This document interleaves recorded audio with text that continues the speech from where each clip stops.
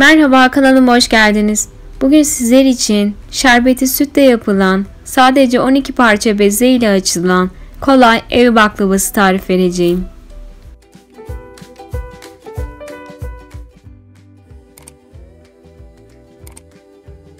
Malzeme listesini açıklama kısmında bulabilirsiniz. İyi seyirler. Hamurunu yapmaya başlayalım. 2 yemek kaşığı tereyağı, 1 çay bardağı sıvı yağ, 1 çay bardağı süt, 2 adet yumurta, 2 yemek kaşığı sirke, 1 çay kaşığı tuz, 1 çay bardağı da su ekleyip malzemelerimizi karıştıralım.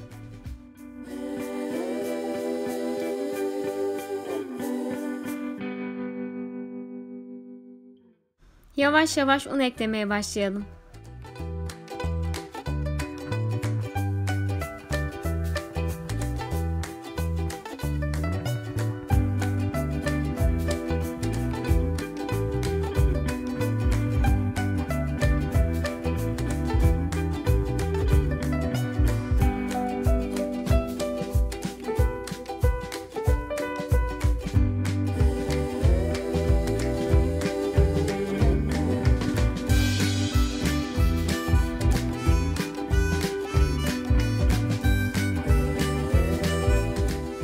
Un markasına göre değişik göstereceği için unu eklerken yavaş yavaş ekleyelim. Toplamda 5-5,5 su bardağı un yeterli oluyor.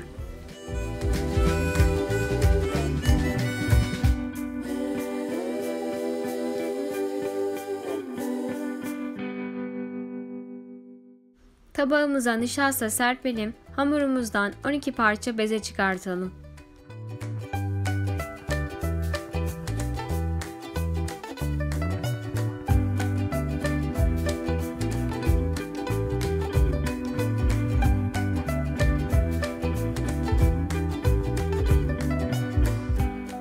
Üzerlerini streç filmle kapatıp buzdolabında yaklaşık 2 saat kadar bekletelim. Daha sonra şerbetimizi yapalım. 4 su bardağı şeker ve 4 su bardağı da süt ekleyip şekerimiz eriyene kadar pişirelim.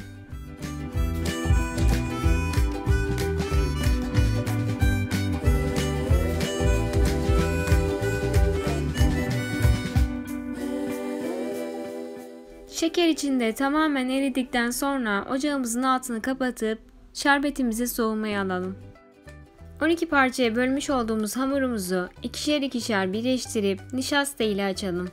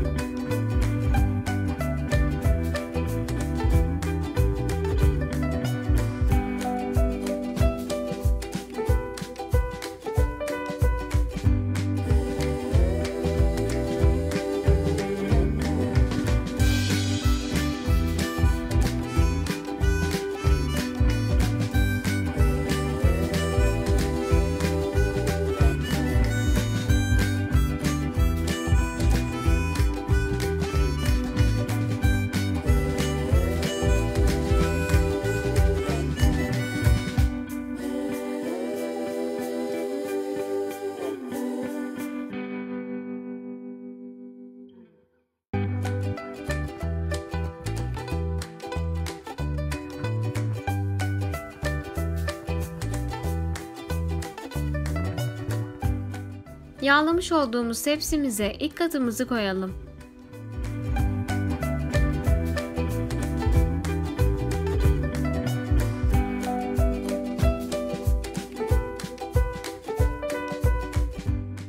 Arta kalan parçalarımızı üzerine koyalım.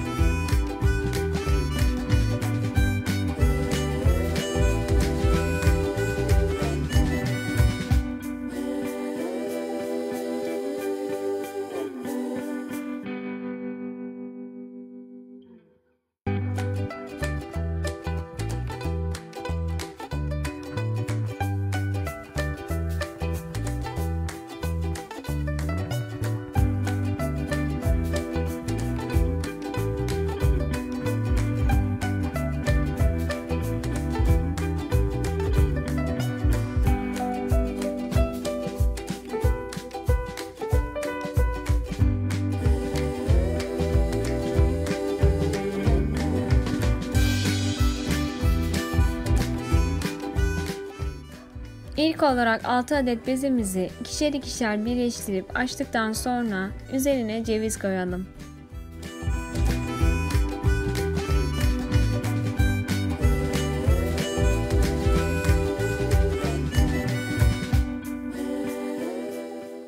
Geriye kalan 6 parçayı da ikişer ikişer birleştirip nişasta ile açalım.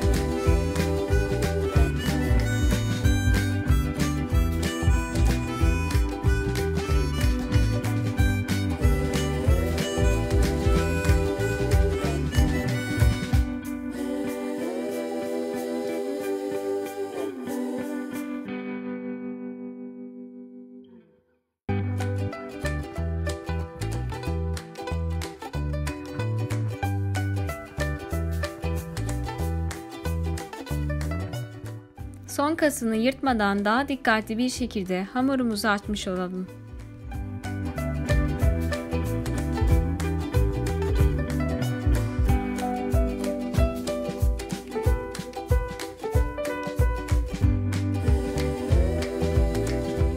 Arta kalan parçaları içine koyalım.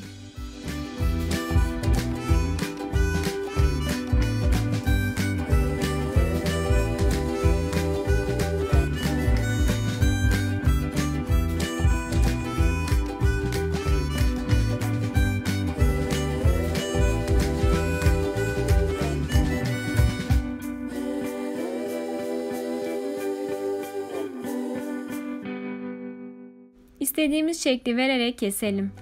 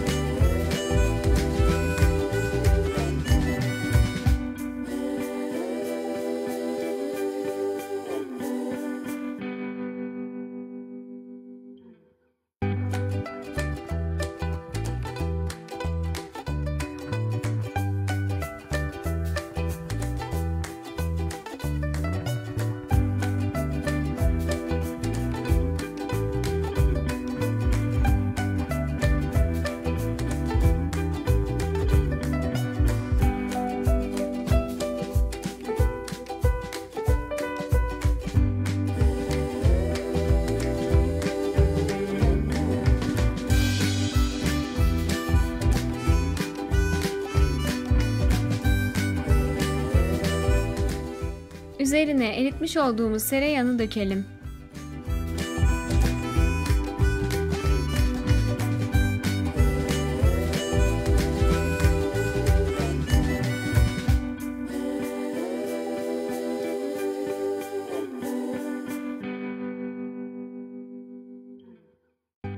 ...165 derecede 1-1,5 saat kadar pişirelim.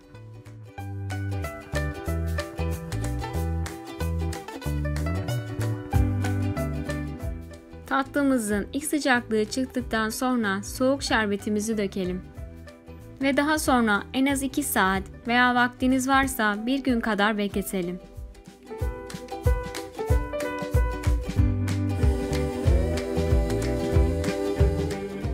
Tatlımız dinlendikten sonra istediğimiz gibi servis yapalım.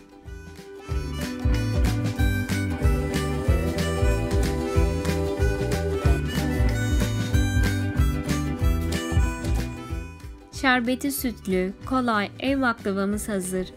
Desteğiniz için, diğer tariflerimden haberiniz olması için kanalıma abone olmayı ve videomu beğenmeyi unutmayın. Deneyecek arkadaşlara şimdiden afiyet olsun.